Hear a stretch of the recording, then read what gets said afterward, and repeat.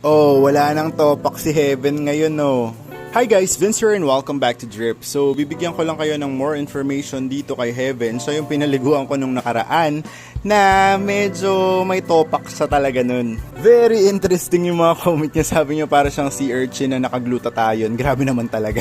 Ang dami din nagtatanong kung nakakatusok ba to. Yes po, nakakatusok po yung kanyang tusok. And nung pinapaliguan ko siya, ang sakit-sakit talaga ng kamay ko. Hindi ko lang pinapakita. Pero ayan, bati na po kami ni Heaven at wala na po siya masyadong topak ngayon and ayan, gusto niya tumakas sa kamay ko. Si Heaven po ay isang cutie na hedgehog.